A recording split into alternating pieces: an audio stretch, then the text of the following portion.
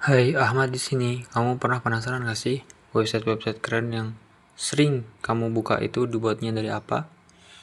Oke, kita bahas dari awal ya, dari pembelajaran online course gratis di Universitas Harvard.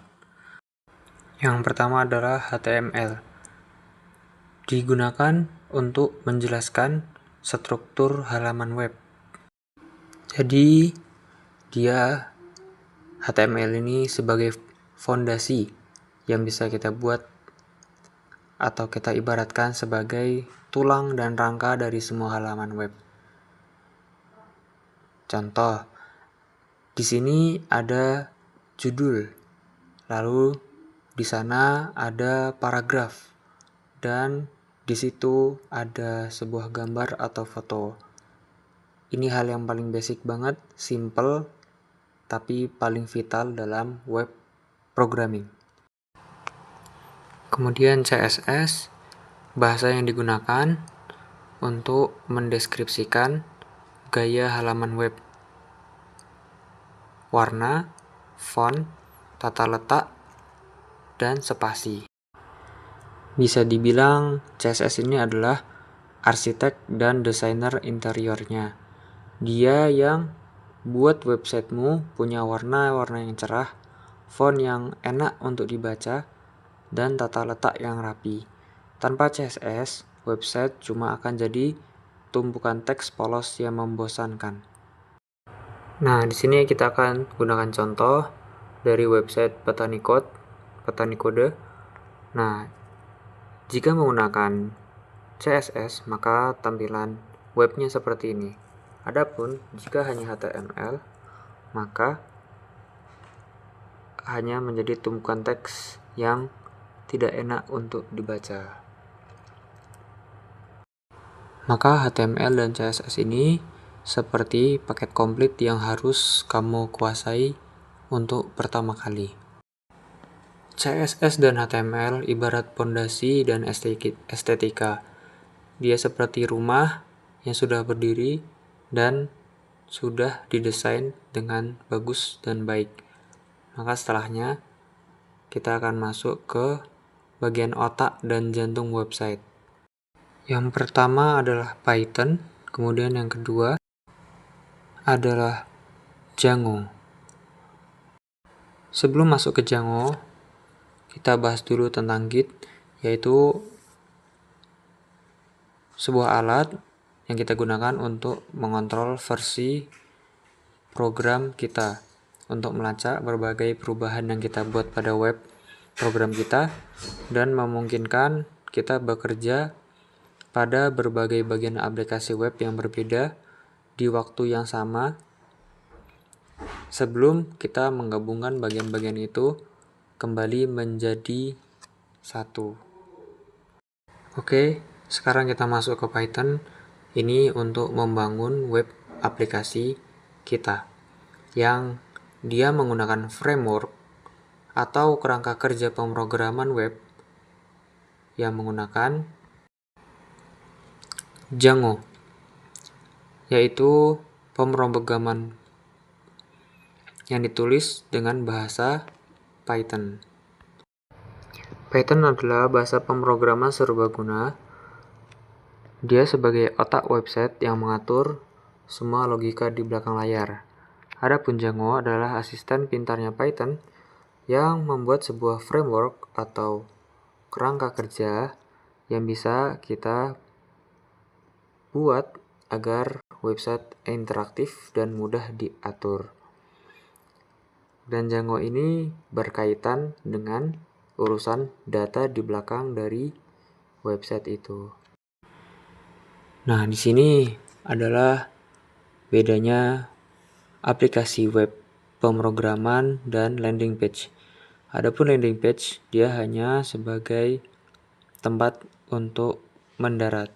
Adapun aplikasi web pemrograman, maka kita butuh data-data di belakangnya. Maka kita membutuhkan SQL, models, dan migration, sebuah bahasa yang kita gunakan untuk berinteraksi dengan database. Khususnya melihat bagaimana Django memungkinkan kita menggunakan model dan migrasi untuk berinteraksi dengan data dan memungkinkan pengguna berinteraksi dengan data dengan lebih mudah. Maka SQL di sini adalah sebagai manajer arsipnya website. Bahasa ini dipakai untuk komunikasi sama database, tempat semua data itu disimpan, baik data pengguna atau data produk. Kemudian untuk JavaScript adalah untuk berjalannya peramban web pengguna sedikit lebih interaktif, terkhusus dalam konteks user interface atau tampilan pengguna yang lebih modern. Di sini kita akan menggunakan kombinasi Python dan JavaScript. Kegunaan JavaScript apa itu? Agar tampilannya tidak kaku. Bayangkan jika Python itu adalah dapur, maka JavaScript adalah pelayan yang sigap di depan. Dia yang membuat websitemu memiliki efek-efek keren seperti pop-up atau animasi langsung di browser pengguna.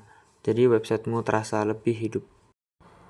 Nah, inilah yang disebut dengan user interface, atau bisa kita lihat di halaman pada Chrome ini semua disebut sebagai user interface. Begitu juga dengan halaman layar HP kalian dan lain-lain disebut sebagai UI, user interface, tampilan pengguna. Lalu lanjut ke testing and CI or CD. Kegunaannya adalah sebagai petugas QC, quality control. Mereka memastikan setiap kali kamu menambahkan fitur baru, kamu tidak merusak bagian lain yang sudah berjalan. Penting banget biar websitemu selalu dalam kondisi yang baik dan prima.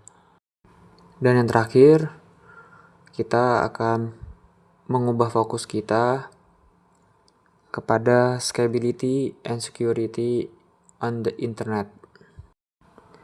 Bayangkan jika aplikasi website kita bertumbuh menjadi sangat besar dan banyak sekali user yang memulai aplikasi kita secara bersamaan. Bagaimana kita menyeimbangkan loading di antara para user-user tersebut atau para pengguna tersebut, yaitu orang-orang tersebut, dan bagaimana kita dapat mengubah database untuk membuat semua pengguna dapat terkonek ke aplikasi kita dalam satu waktu yang sama. Maka kita membutuhkan scalability di bagian load balancer. Lalu untuk di bagian security, ini adalah bagian yang penting. Apa yang mungkin dilakukan musuh? Jika kita tidak berhati-hati, maka kita harus proaktif dalam mendesain keamanan aplikasi kita. Jadi skalabilitas itu adalah bagaimana cara kita membuat rumah digital kita siap menerima jutaan tamu atau pengguna sekaligus tanpa membuat dia down. Artinya dia dapat digunakan secara kokoh dan stabil. Lalu untuk keamanan adalah kunci ganda dan CCTV-nya kita untuk antisipasi orang-orang jahat yang mungkin ingin merusak rumah kita. Maka kita akan belajar cara merancang website yang aman dari ancaman. Nah, itu adalah peta jalan untuk jadi seorang web developer. Sangat terdengar banyak, tapi pelan-pelan kita bisa pelajari selangkah demi selangkah. Yang penting jangan takut untuk mencoba. Follow untuk konten menarik lainnya. Sampai ketemu di video berikutnya.